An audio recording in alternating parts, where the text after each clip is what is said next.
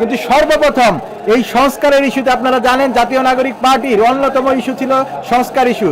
এই নির্বাচনে এই তরুণদের মাধ্যমে যে নির্বাচন হচ্ছে, তরুণদের রক্তের উপর দাঁড়িয়ে তরুণদেরকে যারা সুযোগ পাবে তারাই সেখানে ভোট দিবে বলে আমি বিশ্বাস করি। এবং ঘাটাইলবাসী এই তরুণদেরকে প্রতিনিধি হিসাবে সংসদে পাঠানোর জন্য একটি সুযোগ পেয়েছে। তারা এই আন্দোলনের অভ্যুত্থানে অংশগ্রহণকারী নেতা হিসাবে তারা আমাদেরকে চায় এবং সংস্কারের ইস্যুতে নতুন বাংলাদেশ নির্মাণে তাদের যে তরুণদের অংশগ্রহণ জরুরি সেটাকে তারা প্রাধান্য দিবে বলে আমি বিশ্বাস করি। আমি ঘাটাইলবাসীর জন্য সর্বপ্রথম যে কাজটি করতে চাই আমাদের হচ্ছে দুর্নীতিমুক্ত প্রশাসন, এটা আমার অঙ্গীকার।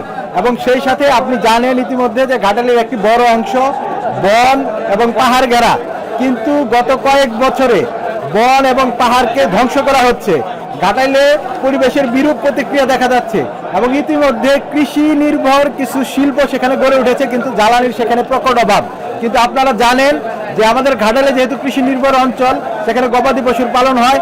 আমি ক্লাস্টার পদ্ধতিতে ঘাটাইলবাসীকে প্রত্যেক অঞ্চলে বায়োগ্যাস প্লান্টের একটি অঙ্গীকার আমি দিয়েছি।